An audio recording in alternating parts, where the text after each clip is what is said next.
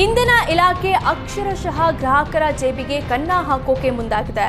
Lift, transformer, generator ಪರಿಶೀಲನೆ ಮತ್ತು renewal ಶುಲ್ಕವನ್ನ ಬರೋಬ್ಬರಿ 3 ಪಟ್ಟು ಏರಿಕೆ ಮಾಡಲಾಗಿದೆ.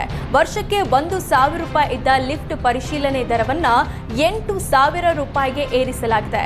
ಮನೆ, ಕಚೇರಿ, ಫ್ಯಾಕ್ಟರಿಗೆ 25 ಕಿಲೋವ್ಯಾಟ್ ಟ್ರಾನ್ಸ್ಫಾರ್ಮರ್ ಹಾಕಿಸಿಕೊಂಡಿದ್ರೆ ಅದನ್ನ ಪರಿಶೀಲನೆ ಮಾಡಲು 1,300 ರೂಪಾಯಿಂದ 1,500 ರೂಪಾಯಿ ಶುಲ್ಕ ಪಡೆದುಕೊಳ್ಳಲಾಗ್ತಿತ್ತು.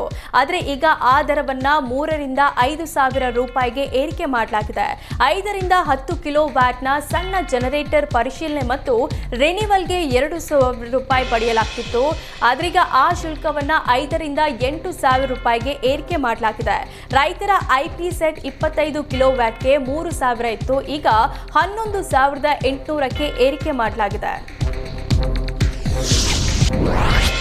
ರಾಜ್ಯಾದ್ಯಂತ ಪ್ರತಿ ಲೀಟರ್ ಹಾಲಿಗೆ 4 ರೂಪಾಯಿ KMF ಹೆಚ್ಚಿಸಿದ್ರೆ, ಇತ್ತ ಹಾವೇರಿ ಹಾಲು ಉತ್ಪಾದಕರಿಗೆ ಹಾವೇ ಮುಲ್ ಬಿಗ್ ಶಾಕ್ ಕೊಟ್ಟಿದೆ. ಪ್ರತಿ ಲೀಟರ್ ಹಾಲಿಗೆ 3.50 ಕಡಿಮೆ ಮಾಡಿ ಹಾವೇ ಮುಲ್ ಆದೇಶ ಮಾಡಿದೆ. ಈಗಾಗಲೇ ಹಾವೇ ಮುಲ್ ನಿರ್ದೇಶಕರು ಸುತ್ತೋಲೆ ಹೊರಡಿಸಿ ಸ್ಪಷ್ಟನೆ ನೀಡಿದ್ರು. ಹಾವೇ ಮುಲ್ ಒಕ್ಕೂಟದ ಮಾರುಕಟ್ಟೆ ಬಲವರ್ಧನೆ ಆಗಿಲ್ಲ. ಹೆಚ್ಚಿನ ದರ ನೀಡಿ ಒಕ್ಕೂಟಕ್ಕೆ ಆರ್ಥಿಕ ನಷ್ಟ ಉಂಟಾಗ್ತಿದೆ.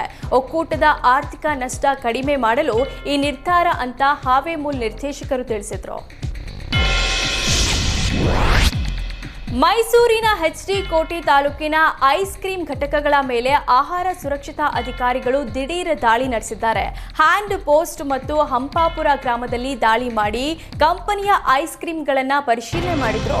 ಸುರಕ್ಷತಾ ಕ್ರಮಗಳನ್ನು ಪಾಲಿಸದ ಅಂಗಡಿ ಮಾಲೀಕರಿಗೆ ದಂಡ ವಿಧಿಸಿ ನೋಟಿಸ್ ಜಾರಿ ಮಾಡಿದ್ರು.